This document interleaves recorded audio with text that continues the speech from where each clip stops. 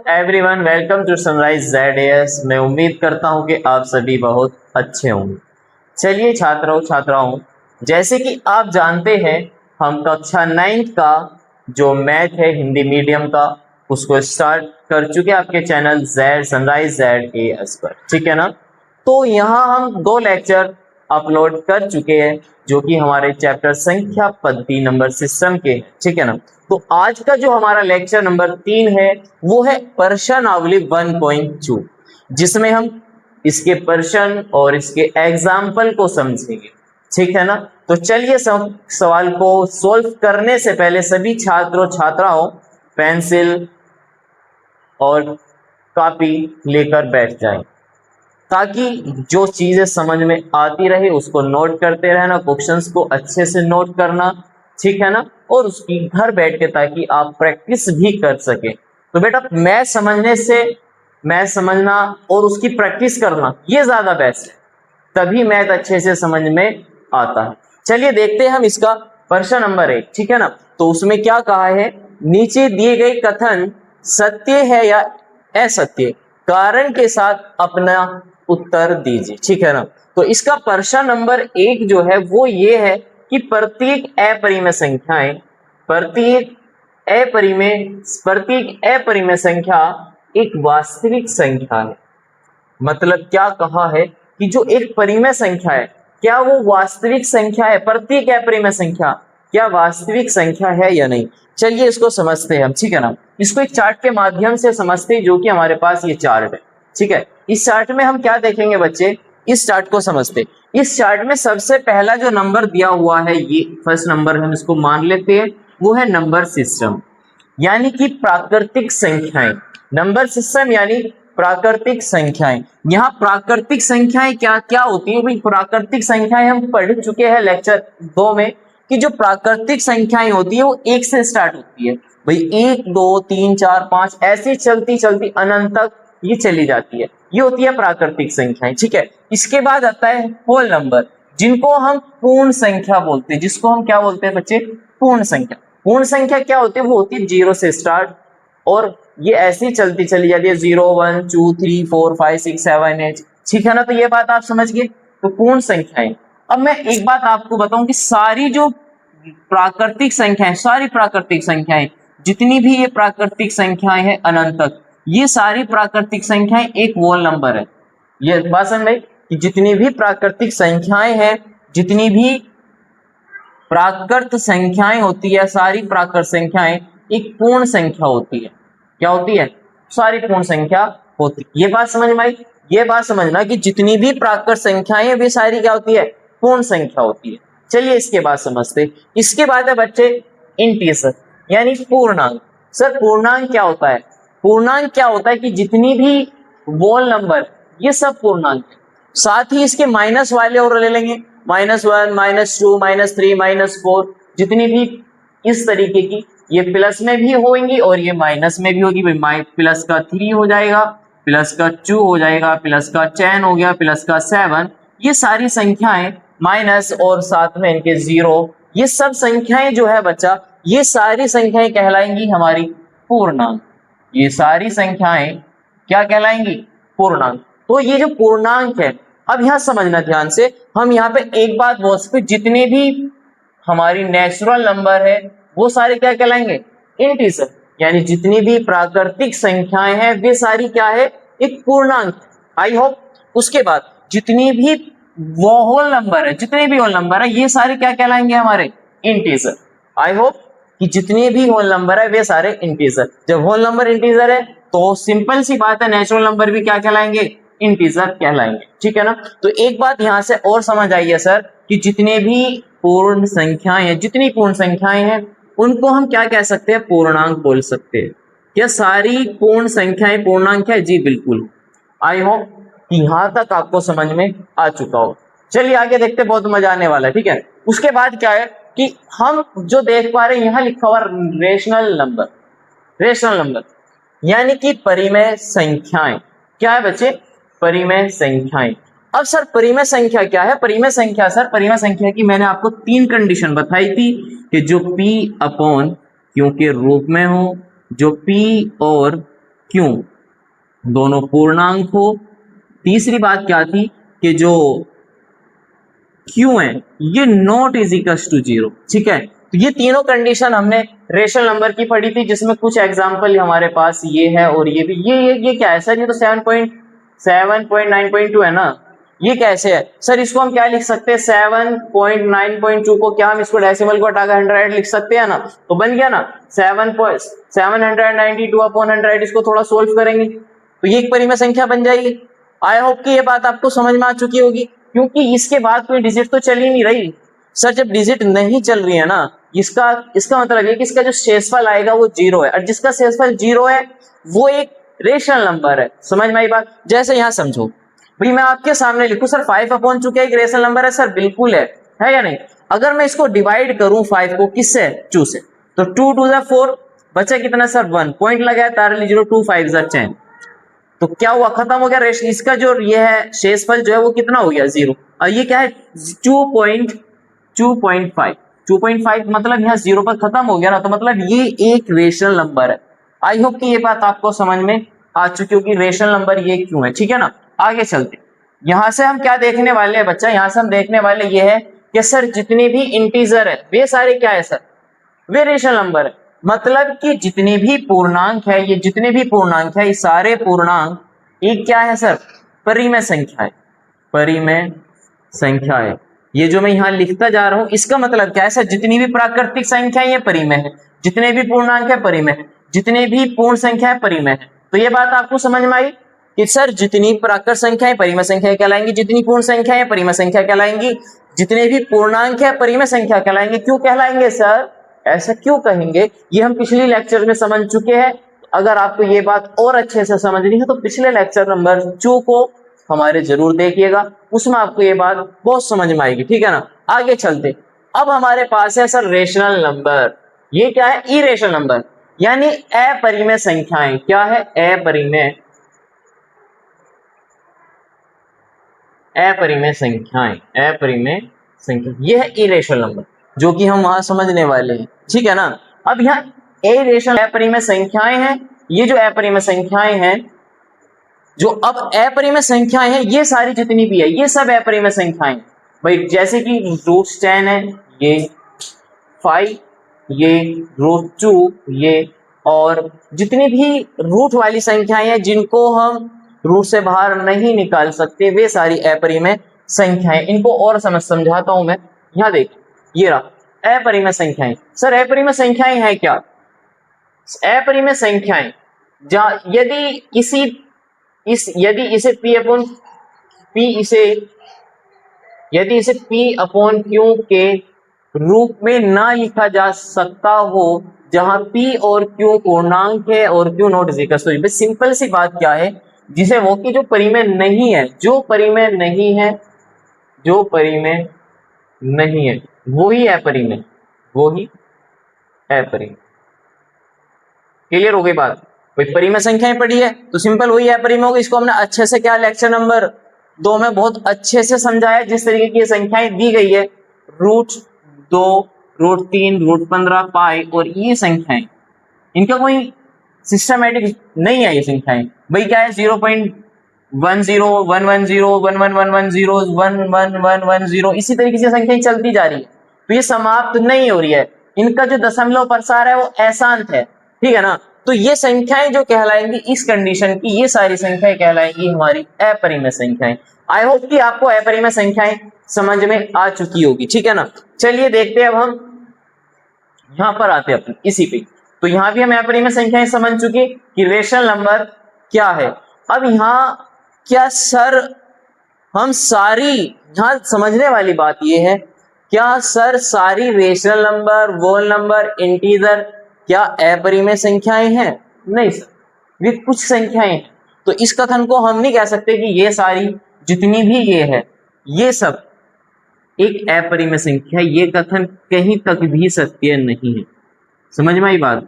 ये कथन नहीं कहेंगे कि जितनी भी सारी अपरिमेय संख्या है, वे जितनी भी प्राकृत पूर्णांक, जितनी भी पूर्ण पूर्णांक परिमेय संख्या, ये अपरिमेय संख्याएं नहीं है। अपरिमेय संख्याएं जो है वो इस कंडीशन की, जैसे मैंने आपको समझाई। लेकिन हमारा मेन मकसद है रियल नंबर को समझना। वास्तविक संख्याएं, ठीक है ना। सर ये जितनी भी बोर्ड पे संख्याएं कंडीशन मैंने आपको समझाई है, क्या क्या भाई मैंने क्या समझाया आपको यहाँ समझना। सर प्राकृत संख्या, पूर्ण संख्या, पूर्णांक, परिमेय संख्या, अपरिमेय संख्या, ये जितनी भी संख्या है, जितनी भी है, ये सारी रियल नंबर है यानी वास्तविक संख्याएं हैं। कि ये बात समझ में आई ना। सर जितनी भी संख्याएं बोर्ड पे मैंने समझाई है आपको, ये सारी संख्याएं एक वास्तविक संख्या है।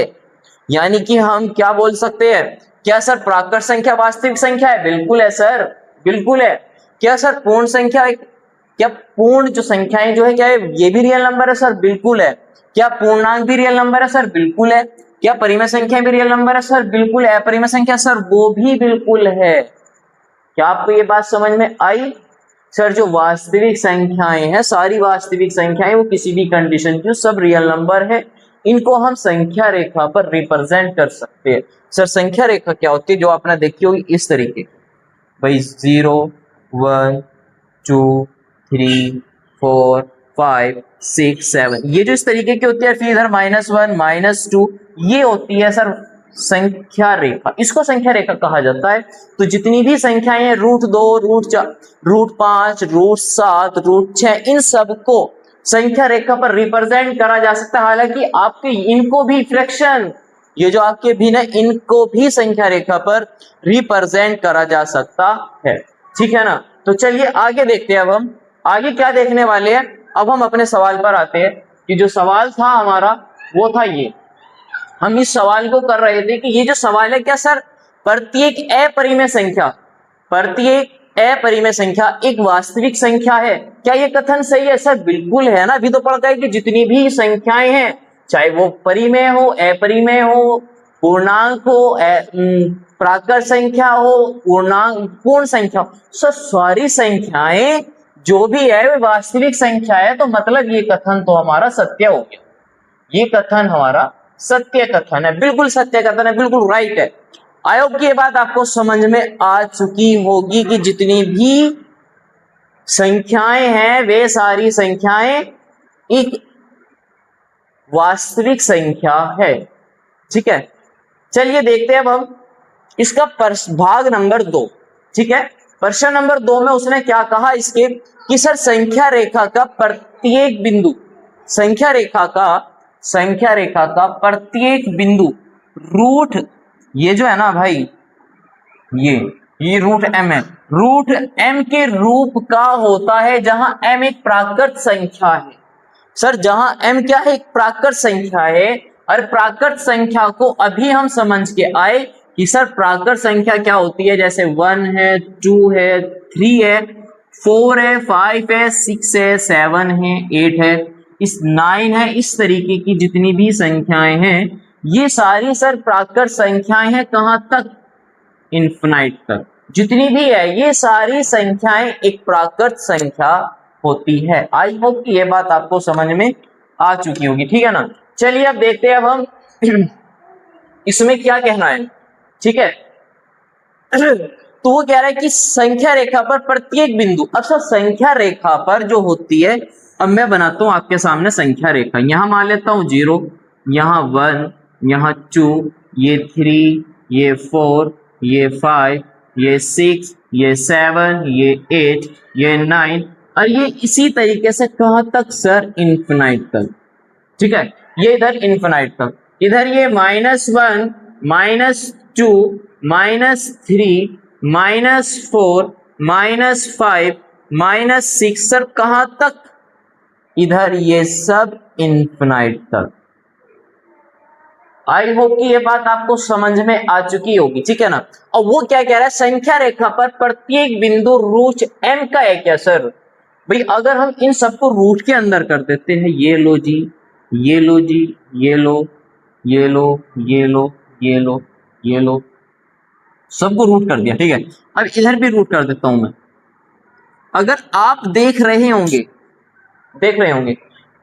जहां सारी संख्याएं रूट की है, भाई इधर ये प्लस में है और ये सारी माइनस में, ठीक है। तो यहां हम क्या देख रहे हैं कि सर सारी संख्याएं √m के रूप की है क्या?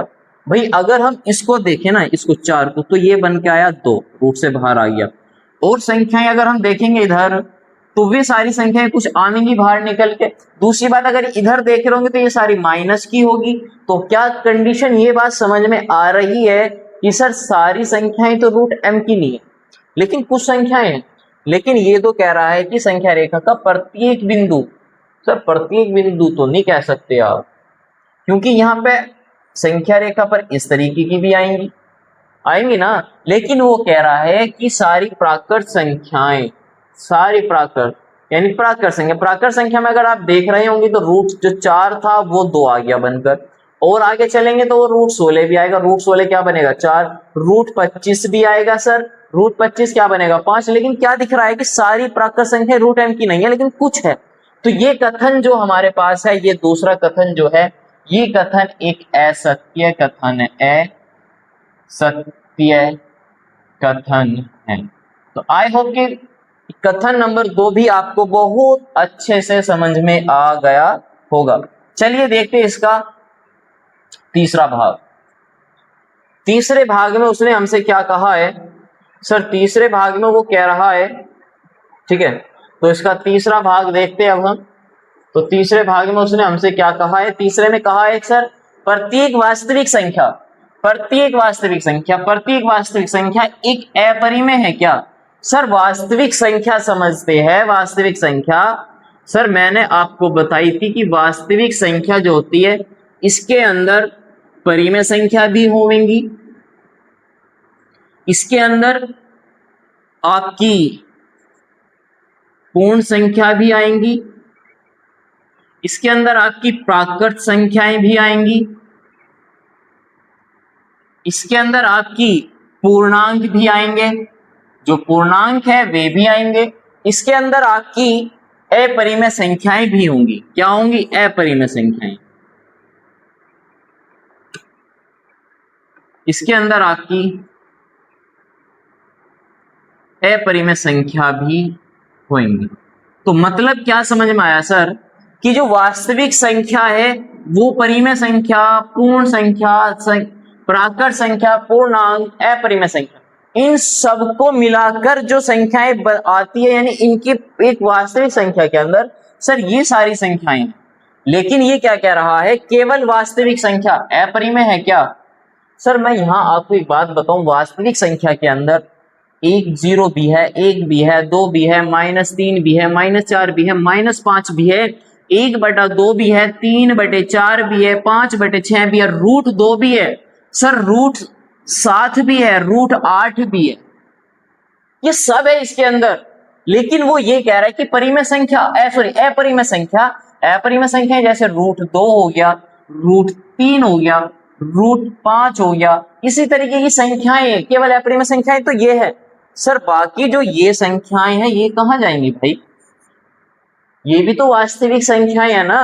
तो मतलब ये कथन एक असत्य कथन, क्योंकि ये संख्या भी वास्तविक संख्याएं हैं, लेकिन वो ये कह रहा है कि सारी वास्तविक संख्याएं सर ये भी तो वास्तविक है, ये कहां जाएंगी। अगर हमने सारी वो अपरिमेय बोलते तो ये अपरिमेय थोड़ी नहीं है, ये तो इसमें परिमेय भी है, पूर्णांक भी है, प्राकृत भी है, ये सब कुछ इसमें मिलकर ही तो वास्तविक है ना, इस अकेले को तो नहीं बोल सकते। ये कथन कैसा है भाई, ये असत्य कथन है। कैसा कथन है बड़े भाई, ये एक असत्य कथन है। क्या लिखेंगे यहाँ पे सर, ये कथन असत्य कथन।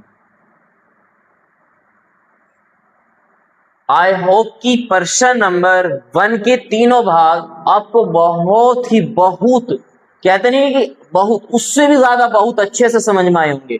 अगर समझ में आए ना भाई तो कमेंट में ये जरूर बोलना सर प्रश्न नंबर 1 में तो मजा आ गया, ठीक है ना। चलिए प्रश्न नंबर 2 देखते हैं अब।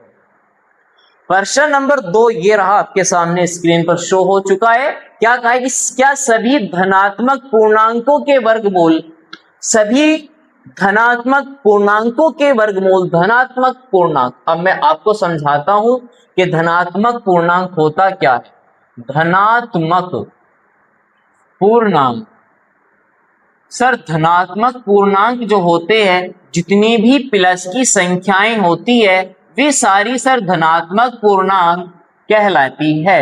भाई जैसे कि पूर्णांक में हम क्या समझते हैं, ये पूर्णांक की मैं संख्या रेखा पर बताता हूं आपको, 1 2 3 4 इसी तरीके से चलते चले जाएंगे, इधर -1, इधर -2, इधर -3, इधर -4, ये इधर, तो ये दो भाग में है। ये सारी क्या है सर, ये सब है तो पूर्णांक है। ये सब क्या है, ये जो पूरी संख्या रेखा पर जो मैंने आपको दिखाया है, ये सब क्या है तो पूर्णांक है। लेकिन ये है, ये ऋणात्मक पूर्णांक है, और जो इधर के है वे धनात्मक पूर्णांक है। तो जो हम सवाल में बात कर रहे वो कर रहे धनात्मक पूर्णांक की, यानी इन वाले पूर्णांक, ठीक है ना, तो जो प्लस वाले पूर्णांक है। तो आई होप कि ये बात आपको समझ में आ गई, ठीक है ना। चलिए अब देखते आगे। तो आगे क्या है कि धनात्मक पूर्णांकों के वर्गमूल, यानी धनात्मक पूर्णांकों के वर्गमूल। भाई धनात्मक पूर्णांक जैसे √2 का वर्गमूल निकाल लो, √3, √4, √5, √6, √7, √8, √9, √10, √11, √12, √13, √14, √15 और √16, ठीक है। यहां तक की ले लिया, अभी और भी है, ठीक है ना, बस इतना ही बहुत है। क्या सभी धनात्मक पूर्णांकों के वर्गमूल अपरिमेय होते हैं? अपरिमेय सर, अपरिमेय का मतलब यह है कि वे संख्याएं जो रूट से बाहर ना आती हो, वे संख्याएं अपरिमेय होती है। अब ये मैंने आपके सामने लिखे, कुछ लिखे, ठीक है ना, सारे नहीं लिखे क्योंकि बहुत सारे पता नहीं कहां तक, इनफिनाइट तक। सर क्या इसको बाहर निकाल सकते हैं? नहीं निकाल सकते, रूट से, ये अपरिमेय है। क्या इसको सर रूट से बाहर निकाल सकते हैं? नहीं निकाल सकते, क्योंकि ये भी एक अपरिमेय। सर 4 को रूट से बाहर निकाला जा सकता है, 2 × 2 कर और 2 आ जाएगा यहां से बाहर, तो मतलब 4 एक परिमेय संख्या है। कैसी संख्या है? परिमेय संख्या। √5 को भी नहीं निकाला जा सकता, 6 को, 7 को, 8 को, 9 को निकाला जा सकता है 3 × 3, जो कि आ जाएगा आंसर 3, यानी ये होगी एक परिमेय संख्या, ठीक है ना। √10 एक अपरिमेय संख्या है, 11 भी अपरिमेय संख्या है, 12 भी अपरिमेय है, 13 भी अपरिमेय है, 14 भी अपरिमेय, 15, 16। सर 16 को 4 × 4, इसको रूट से बाहर निकाला जा सकता है 4। तो मतलब यहां तक क्या समझ में आई है, ये जो पूर्णांक मैंने आपके सामने लिखे हैं, ये सर सारे पूर्णांक अपरिमेय तो नहीं है। इसमें कुछ पूर्णांक ऐसे है, जैसे 4 हुआ आपका, 9 है, 16 है, 25 आएगा आपका, 36 आएगा, 49 आएगा, और भी आएंगे। इस टाइप के जो पूर्णांक है, ये सर परिमेय है। ये सब क्या है? ये धनात्मक पूर्णांक है या नहीं? धनात्मक है ना, तो कैसे है सर? परिमेय है ना। तो ये क्या कह रहा है, सभी धनात्मक पूर्णांक अपरिमेय होते हैं क्या? नहीं होते। सर ये कथन तो गलत हो गया, नहीं होते। पहली बात, नहीं होते, नहीं, ठीक है। तो इसका आंसर क्या है सर? नहीं। यदि नहीं, ये भी कह रहा है यदि नहीं है तो ऐसी एक संख्या के वर्गमूल का उदाहरण दीजिए जो परिमेय है। सर एक नहीं, अनेक है, 4 है, 9 है, 16, 25, 36, 49 और भी है, 64 है ना। तो ये तो एक का कह रहा है, तो हम यहाँ क्या लिखेंगे? √4, जो कि क्या है? 2 है। अरे क्या है सर? परिमेय संख्या है, परिमेय संख्या है। तो आई होप कि प्रश्न नंबर जो 2 है, इसका प्रश्न नंबर जो 2 है, ये भी आपको बहुत अच्छे से समझ में आ गया होगा, जिसमें हमने आपको बता दिया कि क्या सभी धनात्मक पूर्णांकों के वर्गमूल अपरिमेय होते? सर नहीं होते, ये कथन गलत है, जो कि नहीं होते सभी के, कुछ क्या ऐसे होते कि जो परिमेय होते हैं, ठीक है ना। यदि नहीं है तो ऐसी संख्या के वर्गमूलों का उदाहरण दीजिए जो एक परिमेय है। सर ये लिख दिया हमने, एक एरा जो परिमेय है, लेकिन बहुत सारे हैं ना, ये रे आपके सामने। चलिए देखते प्रश्न नंबर 3। ये रहा आपके सामने स्क्रीन पे प्रश्न नंबर 3। प्रश्न 3 में क्या कहा? दिखाइए कि संख्या रेखा पर √5 को किस प्रकार निरूपित किया जा सकता है। संख्या रेखा पर √5 को किस प्रकार निरूपित किया जा सकता है, यानी संख्या रेखा पर √5 को दर्शाना। सर हमने जो पढ़ा था, हम जो पढ़ते आ रहे हैं, -4, -5, 10, 15, 16, यहां तक कि हमने पढ़ा 1/2, 3/4, 5/6, इन सबको संख्या रेखा पर दर्शाया जा, हमने पढ़ा है कि इनको हम दर्शाया है, लेकिन क्या √5 को भी संख्या रेखा पर, क्या √2 को भी संख्या रेखा पर, क्या √3 को भी संख्या रेखा पर? जी हाँ, इनको भी दर्शाया जा सकता है। ठीक है, चलिए देखते हैं इनको कैसे दर्शाया जाता है। इस प्रश्न को भी बनाते और बहुत ध्यान से समझना है। इस प्रश्न को समझाने से पहले मैं आपको इसके बारे में एक बात बता देता हूं जो कि हम इसमें यूज करेंगे, वो होगी पाइथागोरस थ्योरम। पाइथागोरस थ्योरम, ठीक है ना। तो पाइथागोरस थ्योरम मैं आपको समझाता हूं, बच्चे ध्यान से समझना। पाइथागोरस थ्योरम, तो पाइथागोरस थ्योरम समझाने के लिए मैं आपको एक रेक्टेंगल ले लेता हूं। ठीक है, चलिए ये मैं एक रेक्टेंगल बना लेता हूं। ठीक है, ये रहा एक रेक्टेंगल। चलिए देखते हैं इस रेक्टेंगल में। ठीक है सर, इस रेक्टेंगल में यानी यहां पर जो होता है ये एक सम, इसको बोला जाता है हिंदी में समकोण। क्या कहते हैं हम? समकोण, त्रिभुज। समकोण त्रिभुज। सर समकोण त्रिभुज यानी इसका ये वाला जो ये है, ये होता है 90 अंश का। कितने डिग्री का होता है? 90 अंश का। सर ठीक है, और इसकी ये वाली जो भुजा होती है इसको कहा जाता है आधार। इस भुजा को क्या कहा जाता है? आधार। और सर ये वाली जो ये है ना, इसको कहा जाता है लंब। इसको क्या कहते हैं हम? लंब। ठीक है सर, ये जो है इसको, इस भुजा का नाम होता है कर्ण। क्या होता है? कर्ण। सर यहाँ जो पाइथागोरस थ्योरम को हम इस्तेमाल करने वाले हैं, अब पाइथागोरस थ्योरम समझिएगा। जैसे क्या? पाइथागोरस प्रमेय। ठीक है, यहां हम जो समझेंगे वो है पाइथागोरस प्रमेय। सर पाइथागोरस प्रमेय जो है वो ये होती है कि जो इस त्रिभुज की सबसे बड़ी भुजा है वो है कर्ण। जो इस त्रिभुज की सबसे बड़ी भुजा है कर्ण, उसका जो वर्ग है वो अन्य दो भुजाओं के वर्गों के योग के बराबर है। अन्य दो भुजा यानी आधार, अन्य दो भुजा जो है आधार का वर्ग प्लस लंब का वर्ग। यह है Pythagoras theorem. Sir Pythagoras theorem क्या है कि अन्य दो भुजाओं के जो सब त्रिभुज की सबसे बड़ी भुजा है जो कर्ण है, उसका वर्ग अन्य दो भुजाओं के वर्गों के योग के बराबर है। यह है पाइथागोरस थ्योरम। आई होप कि यहां तक आपको समझ में आ गया होगा कि पाइथागोरस थ्योरम है क्या। चलिए अब हम इस प्रश्न को समझते हैं और ये चीज आपने याद रखनी है। ठीक है ना, चलिए इस प्रश्न को बनाने की कोशिश करेंगे। अब हम सबसे पहले यहां मैं आपको बता दूं कि ये जो दिया हुआ है यह है √5। सर √5 को हम कैसे बनाएंगे? सर जो √5 है ना, इसको हम लिख सकते 4 + 1, और इसका क्या कर दो? इसका रूट कर दो, इसका भी कर दो। मतलब जो √5 बन के आया वो आया 2 की पावर 2 और उसका रूट प्लस √1। ठीक है ना। अब रूट से बाहर निकालेंगे तो 2 + 1 बनेगा, वो क्या होगा सर? √5 होगा। ये बात आपको समझ में आई क्या? मतलब कि एक हमारे पास जो त्रिभुज बनेगा वो एक समकोण त्रिभुज इस प्रकार से बनेगा।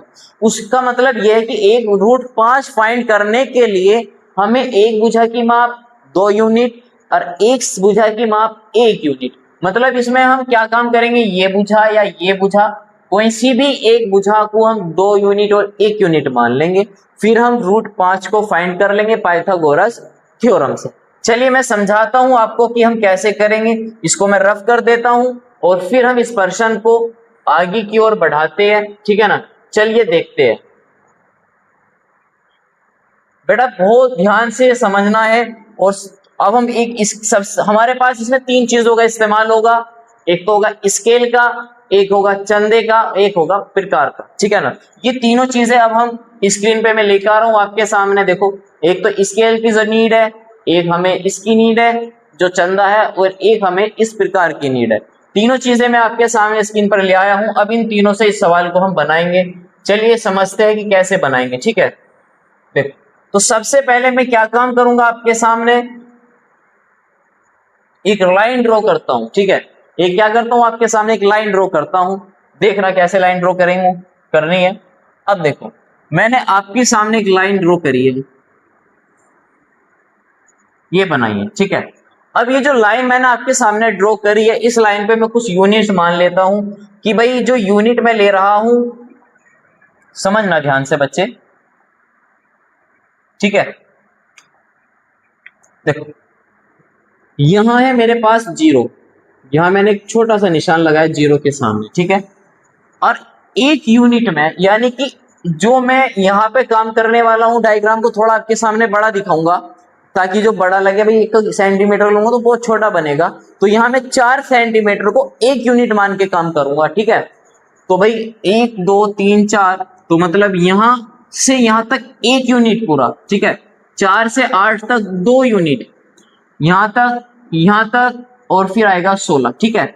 अब मैं आपके सामने इसको स्केल को कर देता हूं एक साइड में, ठीक है। अब समझने वाली बात जो है वो समझना यहाँ कि जो मैंने आपके सामने जो यहाँ पे, वो हो गया मेरे पास जीरो, यहाँ हो गया मेरे पास एक, यहाँ हो गया सर मेरे पास दो, यहाँ तीन, यहाँ हो गया मेरे पास चार, ठीक है।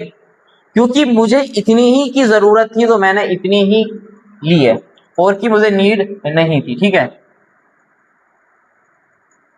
अब ध्यान से समझने वाली बात जो है, अब मैं आपके सामने जो ले रहा हूं वो ये ले रहा हूं कि जो मुझे √5 को करना है ना, तो √5 के लिए मैंने आपके सामने जो बनाया था वो ये बनाया था कि 2 + 1, मतलब कि सर एक भुजा लेनी है 2 यूनिट, एक लेनी है 1 यूनिट। तो मैं आपके सामने जो 2 यूनिट वाली है वो ले रहा हूं ये रही, यहां से यहां तक, ठीक है। सर 1 यूनिट हो गई मेरे पास ये पूरी, मैंने यहां तक ले ली है, जो कि ये जो है ना ये है 2 यूनिट। अब यूनिट का मतलब ये जो है ये 2 यूनिट है, ठीक है। और मैंने यहां पे जो 4 सेंटीमीटर है उसको मैंने यहाँ 1 यूनिट मानकर वर्क कर रहा हूं, यानी 4 सेंटीमीटर को 1 यूनिट माना है। तो आई होप कि ये बात आपको समझ में आ गई होगी कि 4 सेंटीमीटर का मतलब 1 यूनिट क्यों लिया मैंने, ठीक है, ताकि डायग्राम थोड़ा हमारा बड़ा बने और अच्छा समझ में आए, ठीक है। ताकि बड़ा बने और अच्छा समझ में आए, इसलिए मैंने इसको ऐसे बनाया है, ठीक है। अब मैं क्या काम करने वाला हूं यहाँ पे, अब मैं यहाँ पर एक चीज करूंगा, मैं ले जाऊंगा अपना ये उठाकर चंदा। अब मैं इस चंदे को यहाँ पे ध्यान से समझना, ये होता है इस चंदे का जहां से कोण बनते हैं यहाँ पर, और ये जो लाइन है ये दिखाएगी हमें इस ओर की लाइन, और ये जो लाइन है ये दिखाएगी हमें इस ओर की लाइन, ठीक है। अब मैं क्या काम करने वाला हूँ, क्योंकि हमें डायग्राम बनाना इधर से, तो मैं लेकर आता हूँ इसको इधर जीरो पे, और मुझे बनाना है 90 अंश का कोण, तो इसको लेके जाता हूँ मैं 90 पे, ले गया। अब मैं इसको एडजस्ट करूंगा अपने पॉइंट पे, ठीक है ना, पॉइंट यानी 2 पे, यहाँ पे मुझे यहाँ पे 90 अंश का कोण चाहिए, क्योंकि मुझे यही तो समकोण बनाना है। तो मैं इसको इस लेवल से एडजस्ट करूंगा ताकि मेरी नीचे वाली लाइन पर, ये लाइन नीचे वाली पर हो, ये बिल्कुल सीधी हो, मतलब मेरा 90 अंश का जो कोण बनने वाला है वो यहाँ,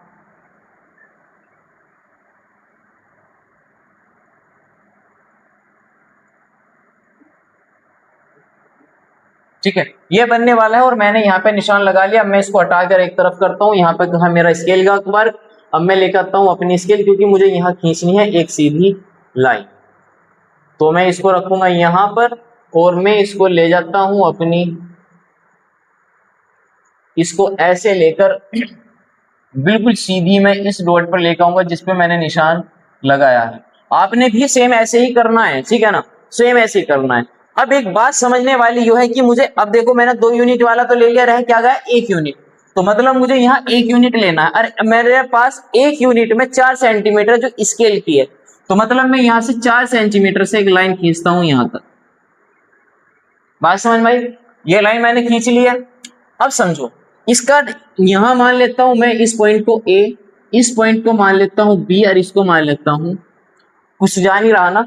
अब क्या कम करना है, मैं इस जीरो को इस सी से मिलाता हूं, यानी ए पॉइंट को पॉइंट सी से मिलाता हूं। देखिए इसको भी मैं स्केल के माध्यम से मिलाने की कोशिश करता हूं, स्केल के माध्यम से मेरी काफी बड़ी हो रही है, इसको थोड़ा छोटा कर लेता हूं, ठीक है। इसको मैं अब देखते हैं यहां से मिलाने की कोशिश करता हूं, मिलता है क्या, देखो यहां लेकर आया मैं इसको। अब मैं इसको मिलाता हूं यहां से, ए को किससे मिला रहा हूं, सी से, ठीक है, मिला दिया। सर ये डायग्राम मेरे पास बनकर आया है, ठीक है ना, जिसमें कि ये वाला 2 यूनिट है और ये वाला 1 यूनिट है। अब मैंने आपके सामने ये जो एंगल बनाया था ये था 90 डिग्री का। आई होप कि ये बात आपको समझ में आ गई होगी। अब ये जो मेरे पास डायग्राम है सर, ये वाला जो डायग्राम है, ये वाला, इसमें जो तुम्हें डायग्राम दिखाई दे रहा है, ये जो त्रिभुज दिखाई दे रहा है, ये एक समकोण त्रिभुज है। कैसा त्रिभुज है सर, ये एक समकोण त्रिभुज है। समकोण त्रिभुज में मैं क्या लगाऊंगा, तीसरी भुजा निकालने के लिए मैं यूज करूंगा पाइथागोरस थ्योरम का।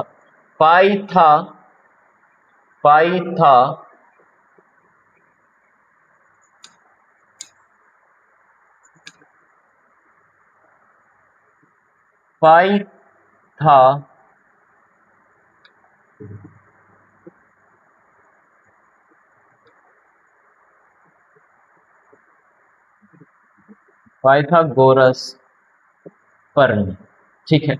अब पाइथागोरस प्रमेय में मेरे पास क्या नीड होती है, एक चाहिए मुझे कर्ण, कि मेरे पास कर्ण की कितनी लंबाई है, और यहाँ कर्ण जो है वो है OA, ठीक है, सॉरी OA नहीं है, OC है। क्या है, OC, ठीक है ना, या मैं इसको OC नहीं है, AC है मेरे पास कर्ण, ये रहा, यहां से यहां तक जो है कर्ण जो है वो है मेरे पास AC। और मुझे आधार की भी चाहिए, क्योंकि इसमें 3 भुजाएं होती है। आधार जो मेरे पास आधार है, आधार जो है वो है AB, और जो AB की मेरे पास लेंथ है वो 2 यूनिट है। आई होप कि ये बात आपको समझ में आ गई। और मेरे पास जो एक लंब की भी नीड होती है, किसकी, लंब की, जो कि लंब जो है मेरे पास, अब वो है BC, और जो BC है वो मेरे पास 1 यूनिट है, ठीक है। अब मैं पाइथागोरस थ्योरम जो है वो होती है, वो बोलती है कि सर जो कर्ण है आपके पास, कर्ण की पावर 2 बराबर जो है वो है आधार की पावर 2 प्लस लंब की पावर 2, ठीक है ना। अब मेरे पास क्या क्या चीजें है वो समझते हैं हम। सर जो कर्ण है, कर्ण की पावर 2, वो तो ऐसे ही है, लेकिन कर्ण जो है मेरे पास, मैं वहां पर कर्ण को लिखता हूं, क्या लिखता हूं, कर्ण को मैं लिखता हूं यहां पर AC, कर्ण AC है। सर आधार जो है वो AB है, जो कि हमारे पास 2 यूनिट है। उसके पास जो लंब है सर वो है 1 यूनिट। चलिए, तो AC की पावर 2 बराबर 2 की पावर 2 हो गया सर 4, प्लस 1 की पावर 2 हो गया 1, ठीक है। अब जो AC की पावर 2 है, 4 और 1 वो हो गया 5। सर AC जो हुआ वो हो गया, इसको रूट को हम इधर बराबर से दूसरी तरफ लेके जाएंगे, तो जो पावर होती है बराबर से दूसरी तरफ वो रूट में बदल जाती है, तो ये हो जाएगा √5। क्या हो जाएगा, √5, ठीक है ना। वो जो हो जाएगा ये हो जाएगा हमारे पास √5। मतलब कि सर जो AC जो हमारे पास आई है, AC वो आई है √5। अब AC कितनी है, वो है √5, और AC कहाँ है, यहां से यहां तक की जो है वो है √5, तो ये यहां से यहां, ठीक है। अब हमें √5 को ही संख्या रेखा पर दर्शाना था। अब हमारे पास जो काम है वो है सर प्रकार का। अब हम प्रकार लेकर आते उठा के, ठीक है, ये रहा हमारे पास जो हमारा प्रकार है, प्रकार हमारा ये रहा, और इस प्रकार को हम थोड़ा खोलते, ठीक है। अब मैंने खोला इसको, अब ये जो इसकी प्रकार की 2 चोंच आपको दिखाई दे रही, ये हमारे पास पेंसिल की चोंच है और ये प्रकार की चोंच है, एक पेंसिल की और एक प्रकार की, ठीक है ना। तो मैं प्रकार की जो चोंच है वो रखता हूं बिंदु इस वाले पॉइंट पर, इस वाले पॉइंट पे, ठीक है ना। मैं इसको रखता हूं यहां पर, प्रकार की चोंच को देखती है, ये रखती है। अब जो पेंसिल की है उसको लेके जा रहा हूं मैं यहाँ पे इस वाले पॉइंट पे, क्योंकि मुझे यहां तक की तो माप लेनी है ना, √5 की तो माप लेनी है, तो मैं इसको लेके जा रहा हूं √5 पर। ये लो जी, होगी ना, ये मैं √5 पे ले गया। अब मैं इसी से क्या करूंगा, इस तरीके से एक एक चाप लगाने की कोशिश करूंगा। देखिए ये कहां से कहां तक आया, ये आया यहां से यहां तक। तो आपको दिखा होगा कि जब मैंने प्रकार की चोंच यहां रखी, यहां से और यहां तक जो मैंने लिया है, उसने कट इसको इस पॉइंट पर करा है, इस वाले पॉइंट पे। इस पॉइंट पे क्या करा कि ये जो संख्या रेखा की लाइन थी उसको इसने पॉइंट पर यहाँ पे कट करा, यहाँ पे। तो सर यही जो बिंदु होगा यही मेरा √5 होगा। तो आई होप कि ये बात आपको समझ में आ गई कि √5 को संख्या रेखा पर किस प्रकार से दर्शाया जा सकता है। तो आई होप कि ये सवाल आपको बहुत अच्छे से समझ में आया कि सर √5 को संख्या रेखा पर कैसे दर्शाया जा सकता है। संख्या रेखा पर √5 को दर्शाने के लिए 3 चीजों की जरूरत है, ये स्क्रीन पर आपके सामने है। और पूरा डायग्राम मैंने किस तरीके से बनाया है, सवाल को कैसे करा है, कैसे इस सवाल को सोल्व किया है, एक एक चीज को मैं आपके सामने वो डीप तरीके से समझाने की कोशिश करी है। तो उम्मीद करता हूं कि आपको ये सवाल बहुत अच्छे से समझ में आया होगा। चलिए देखते हैं नेक्स्ट जो हमारे पास है भाई, वो हमारे पास है उदाहरण नंबर इसका 3। वो ये कह रहा है कि संख्या एक्सरसाइज हमारी कंप्लीट हो चुकी है। एक्सरसाइज में 3 प्रश्न थे, वो 3 कितने थे? हाँ 3 प्रश्न थे, वो हम पूरे सोल्व कर चुके हैं। अब उदाहरण नंबर 3 जो है इसका, उदाहरण 3 और 4 दो ही उदाहरण है, एक √2 है, एक √3 है ना। तो इन दोनों को बनाने की कोशिश करते हैं। चलिए देखते कैसे होएगा। इसको बनाने के लिए भी हमें इन 3 चीजों की आवश्यकता पड़ेगी। एक तो प्रकार की है, एक स्केल की है और एक किस चंदे की आवश्यकता है। ठीक है, चलिए तो सबसे पहले हम क्या काम करते हैं, इसको सोल्व करने की कोशिश करेंगे। सर इसमें भी हम पाइथागोरस थ्योरम का ही इस्तेमाल करेंगे। और जो √3 है, जो √2 है, इसको समझते ये क्या है, 1+1। भाई यही तो है ना भाई, 1+1 का मतलब तभी तो √2 बनेगा। अगर मैं दोनों पक्षों का वर्ग कर देता हूं तो √2 आ जाएगा। ठीक है, तो मतलब यहाँ पे हमें जो लेना है वो 1+1 यूनिट लेनी है। मतलब यहां भी 1 यूनिट और इधर भी 1 यूनिट, इस तरीके से हमें 1 यूनिट का प्रयोग करना है। चलिए बनाता हूं मैं स्केल से। सबसे पहले स्केल का काम करता हूं। स्केल से मैं एक संख्या रेखा बनाता हूं आपके सामने। चलिए देखते हैं। ठीक है,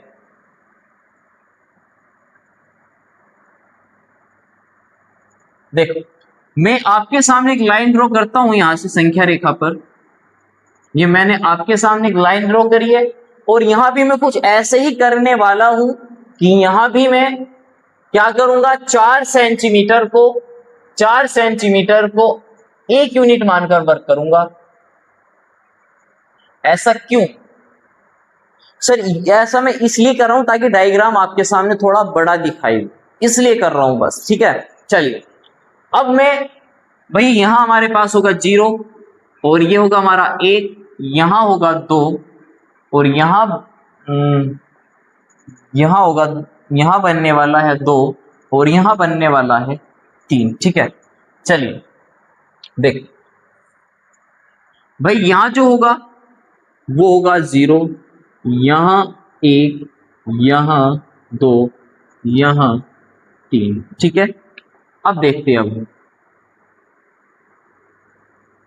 अब मैं क्या काम करूंगा, मैं आपके सामने यहाँ 0 से मुझे 1/1 यूनिट की नीड है, तो मैं क्या करूंगा, 1 यूनिट लूंगा। तो ये रही 1 यूनिट, यहां से यहां तक की हमने 1 यूनिट ले ली। ठीक है, अब ले तो ली सर। इसके बाद ये हमारे पास 1 यूनिट हो गया। ठीक है जी, अब हमें यहाँ 90 डिग्री का एंगल बनाकर फिर 1 यूनिट हमें इस लाइन से अप लेनी है। ठीक है, तो मैं लेकर आता हूँ अपना चंदा उठाकर, फिर मुझे यही काम करना है। यहाँ पर इसको रखूंगा, मैं अच्छे से मेंटेन करूंगा, इसको थोड़ा एडजस्ट करूंगा। जैसे कि लाइन से आउट हो रहा है तो आउट लाइन पे लाने की कोशिश करूंगा।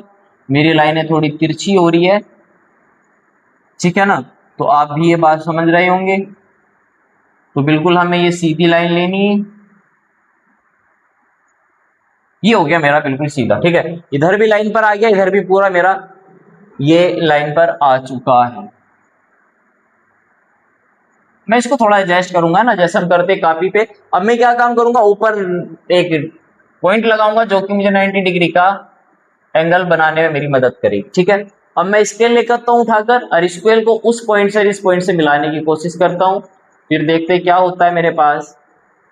ये मैं यहाँ रखता हूँ इसको, और इसको यहाँ लेकर इस पॉइंट तक जाता हूँ, जो कि मेरी इस पॉइंट को मिलाने में थोड़ी वो मदद करने वाली। ठीक है, अब मैं फिर यहाँ पर 1 यूनिट लाइन ड्रॉ करता हूँ। 1 यूनिट मेरी 4 सेंटीमीटर के बराबर थी, ये मैं आपको बता चुका हूँ। ये मैंने यहाँ बना दिया है। ये थोड़ी ठीक है, चलिए देखते हैं। अब मैं क्या काम करूंगा, ये मेरी एक यूनिट है, एक यूनिट हो गई ये। अब मैं फिर स्केल को यहाँ, स्केल का एक यहाँ रखता हूं और एक लगाना है मुझे यहाँ, ताकि जो मैं इन दोनों को पॉइंटों को मिला सकूं। इन दोनों पॉइंटों को मिलाने की मिलाकर फिर मेरा डायग्राम थोड़ा कंप्लीट सा हो जाएगा। ठीक है, चलिए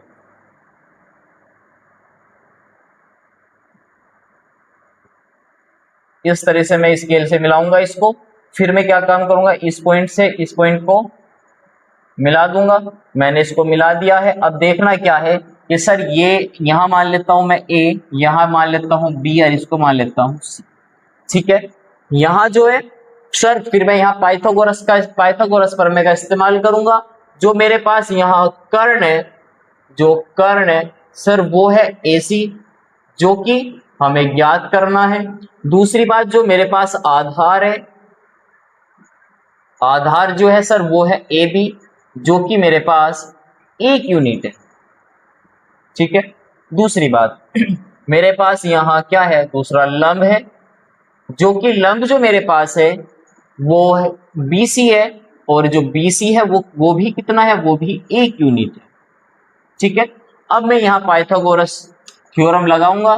देखते पाइथागोरस थ्योरम से। ठीक है, पाइथागोरस पाइथागोरस प्रमेय द्वारा। ठीक है सर, देखते पाइथागोरस प्रमेय द्वारा। पाइथागोरस प्रमेय जो है वो है सर कर्ण की पावर 2 बराबर आधार की पावर 2 प्लस लंब की पावर 2। ठीक है, आधार की पावर 2 प्लस लंब की पावर 2। भाई कर्ण, उस कर्ण की पावर 2 बराबर जो है वो है आधार की पावर 2 प्लस लंब की पावर 2। चलिए मानपुट करते देखते आगे क्या होता है। भाई कर्ण जो है वो मेरे पास AC है, AC की पावर 2 बराबर सर आधार 1 की पावर 2 प्लस 1 की पावर 2। ठीक है सर, जो AC की पावर 2 है वो 1 प्लस 1 है, तो AC जो मेरे पास आई है AC की पावर 2 वो बनकर आई है सर 2। अब मुझे निकालना है AC का मान, तो पावर को भेजता हूं उधर, तो ये बन जाएगा √2। तो सर AC का जो मान आया है वो √2 आया है। AC का मान कितना है सर, √2, मतलब ये वाली जो वैल्यू है ये √2 है। अब इसके बाद जो मुझे जरूरत है वो है मेरे पास प्रकार की। अब आप समझ ही गए होंगे कि प्रकार में दो चोंच होती है, एक पेंसिल की एक प्रकार की।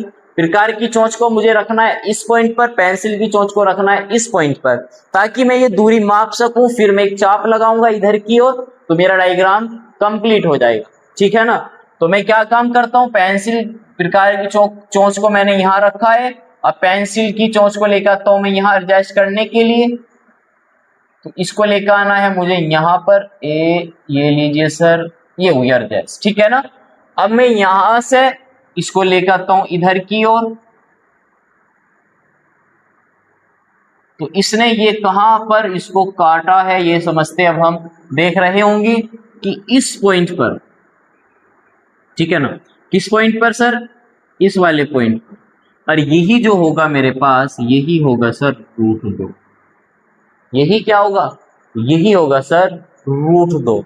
तो आई होप कि √5 और √5 और √2 संख्या रेखा पर किस प्रकार रिप्रेजेंट यानी दर्शाया जा सकता है, निरूपित करा जा सकता है। चलिए देखते हैं इसका उदाहरण नंबर 4 में वो हमसे क्या कहने वाला है।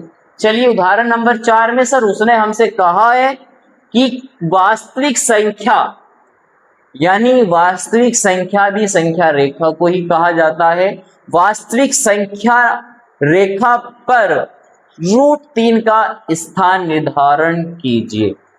किसका, √3 का स्थान निर्धारण, यानी संख्या रेखा पर √3 को भी यही हमें दर्शाना है। चलिए √3 को किस तरीके से दर्शाते हैं सर, √3 जो हमारे पास होता है, भाई 3 क्या होता है, 2 + 1।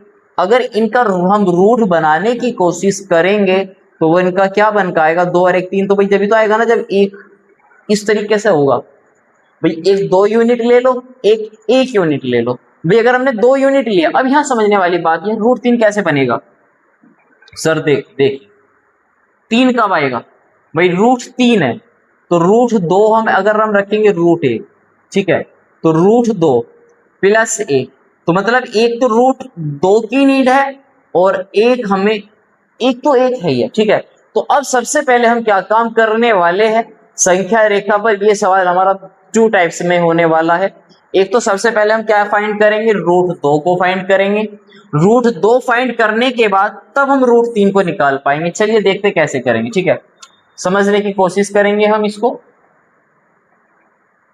इसको मैं थोड़ा ऊपर एडजस्ट कर देता हूं ताकि सवाल को आसानी से हम समझ सके। देखिए, तो सबसे पहले हम ये क्या काम करने वाले हैं, हम स्केल को लेकर आएंगे यहां पर उठाकर। इन चीजों को मैं थोड़ा एडजस्ट कर देता हूं इधर को, ठीक है।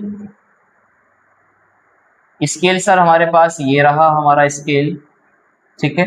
अब सबसे पहले हमें क्या बनाना है सर, √2 को रिप्रेजेंट करना है। √2 अभी हम पिछले वाले सवाल पर कर आए हैं। √2 कहाँ सर, ये रहा। मैं इसी को कॉपी पेस्ट कर लूं, ये तो आपको समझ में आ गया होगा, तो मैं इसी को ही करके लेकर आता हूं यहाँ पर, ठीक है। चलिए समझते हैं कि इसको मैं क्या करता हूं, इसको मैं अगले ही पेज पर क्या लेके जाता हूं, इसको ले जाने की कोशिश करता हूं।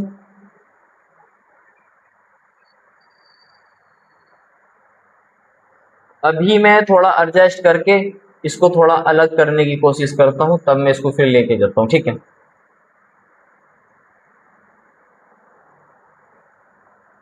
ये मैं लेके आता हूं आपके पेज नंबर 5 पर, ठीक है। ये लिया मैं इसको यहाँ पे, तो आप तो समझ गए ना, √2 तो मैंने आपको आपके सामने बना दिया भाई। √2 की सारी परिक्रियाएं सेम वही है जो कि इसकी है भाई। √2 की सारी परिक्रियाएं जो है वो सारी यही अप्लाई होनी है जो कि हम यहाँ पिछले सवाल में करके आए। इससे आगे समझते हैं, इससे आगे समझेंगे, ठीक है ना। ये जो है ये तो आप ये यहीं से कॉपी कर लेना भाई, जो मैंने आपको कराया है ये सब ये सारी चीजें आपको अच्छे से समझ में आई होगी। तो यही आपकी यहाँ पर आवश्यकता इसकी पढ़ने वाली है। लो सर, ये भी कॉपी मैंने करके आपको दे दिया। अब आपने कुछ नहीं करना, यहाँ कुछ नहीं करना।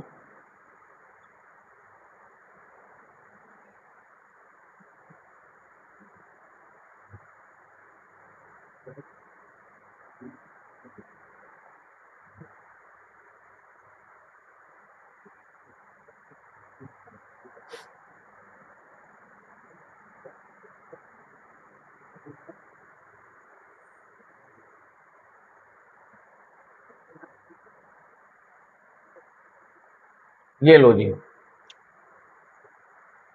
ठीक है सर, ये मैंने आपके सामने करके दे दिया है। आप इसको समझ चुके होंगे क्योंकि ये पिछले सवाल में हम पूरा सोल्व करके आए हैं इसको, ठीक है। अब ये मैं लेकर आता हूँ उठाकर इसको, मुझे केवल यही लेना है।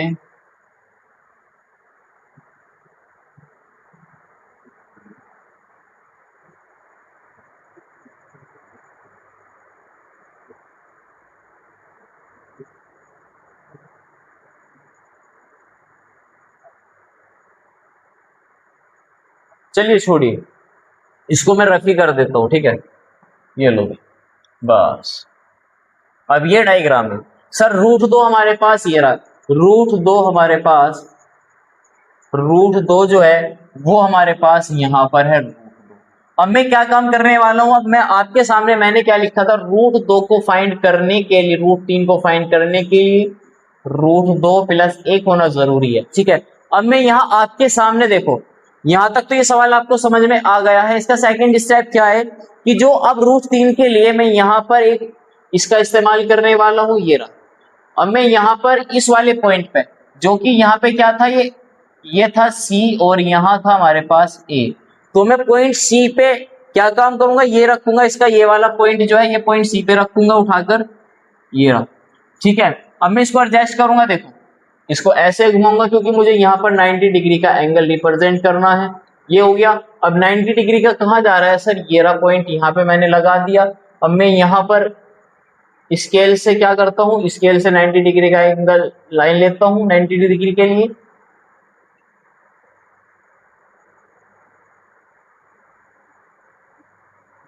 अब आप ये बात तो समझ चुके होंगे कि जो हमने सवाल में लिया था वो 4 सेंटीमीटर जो था वो 1 यूनिट के बराबर था। अब यहाँ भी सेम हमारे पास कुछ ऐसे ही होने वाला है, ठीक है। तो यहाँ भी हम 4 सेंटीमीटर को 1 यूनिट के बराबर मान के काम करेंगे और 4 सेंटीमीटर हमारे पास ये, तो जो कि ये जो हमारे पास है ये कितना है, ये 1 यूनिट है, ठीक है। अब इस पॉइंट को और मैं इस पॉइंट को आपस में मिलाने की कोशिश करूंगा, इसको मैं डी मान लेता हूं, यानी ए और डी को मिलाऊंगा आपके सामने। चलिए देखते कैसे मिलेगा, ठीक है। इसको ए को और डी को मिलाने की कोशिश करते हैं हम, इन दोनों, ठीक है सर।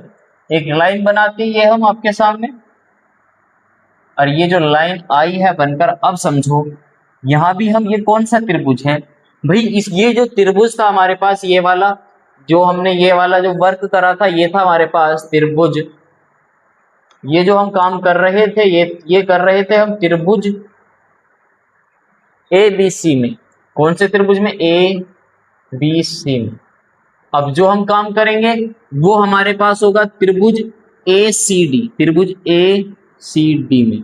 ए सी डी में जो हमारे पास है जो कर्ण है वो जो है वो है एडी। भाई जो कर्ण है वो कितना है? एडी, जो हमें फाइंड करना है। दूसरी बात जो आधार होगा भाई, क्योंकि यहाँ पे 90 डिग्री का कोण बना तो आधार क्या होगा? ये होगा। तो जो इसका आधार होगा वो है हमारे पास AC, जो कि कितना है? √2 है। आई होप कि ये बात आपको समझ में आ गई। दूसरी बात जो हमारे पास है कर्ण, क्या बच्चे? कर्ण। और कर्ण क्या है इसका? CD, जो कि कितना है? वो 1 है, ठीक है। अब यहाँ पे हम पाइथागोरस का इस्तेमाल करेंगे, किसका? पाइथागोरस प्रमेय का। किसका प्रयोग करेंगे? पाइथागोरस प्रमेय, ठीक है। अब पाइथागोरस प्रमेय बोलती है सर कर्ण की पावर 2 बराबर आधार की पावर 2 प्लस लंब की पावर 2। आधार की पावर 2 प्लस लंब की पावर 2। सर आधार जो हमारे पास है, अब जो कर्ण है सर, कर्ण हमारे पास एडी है। कर्ण कितना है? एडी। तो एडी की पावर 2 बराबर, सर जो आधार है वो कितना है? आधार हमारे पास √2 है, तो √2 की पावर 2। जो लंब है सर वो कितना? 1 की पावर 2। तो एडी की पावर 2 बराबर √2 की पावर से रूट कैंसिल आउट हो जाएगा, तो बचेगा कितना सर? वो हमारे पास बचेगा केवल 2 प्लस 1। तो एडी की पावर जो 2 है वो हो गया सर 3। अब पावर को मैं भेजता हूं उधर, तो एडी जो बराबर बचेगा वो होगा √3। भाई पावर दूसरी तरफ जाएगी तो रूट का रूप ले लेगी और वो उधर बन जाएगी रूट में। तो सर ये जो आया हमारे पास, ये जो है ये हो गया √3। यही तो हमें चाहिए था, यही तो चाहिए था सर।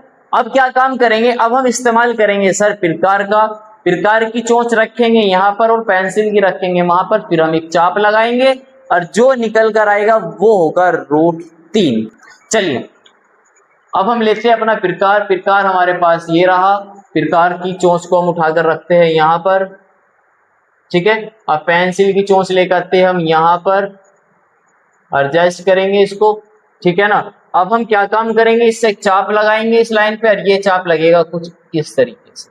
अब देखो इसने कहाँ काटा है इसको? इसने काटा इसको यहाँ पर, और यही जो है ना सर, ये जो है यही है √3 संख्या रेखा पर। ये संख्या रेखा पर है, यही है कितना? √3, ठीक है। यही संख्या रेखा पर है, यही है √3, ठीक है। तो ये बात आपको समझ में आ गई होगी। तो आई होप कि आपको यहां तक जो पढ़ाया गया है ये बहुत अच्छे से समझ में आया होगा। मैं उम्मीद करता हूं कि सारा ही आपको समझ में आया होगा बहुत अच्छे से और बहुत ध्यान से। हर एक पॉइंट को बहुत अच्छे से आपके सामने रखा गया है। तो मैं उम्मीद करता हूं कि आपको ये क्लास, ये आज का लेक्चर नंबर 3 बहुत अच्छा लगा होगा, ठीक है। तो अगर आपको ये चीजें समझ में आई है तो वीडियो को लाइक करें और कमेंट में कमेंट कर कर जरूर बताएं कि ये वीडियो आपको कैसी लगी। अगर आपको ये सारी चीजें समझ आई है तो अपने दोस्तों को भी शेयर करें ताकि उनको भी आसानी से मैथ सीखने की एक क्लास मिल सके। चलिए मिलते हैं लेक्चर नंबर नेक्स्ट में आपसे।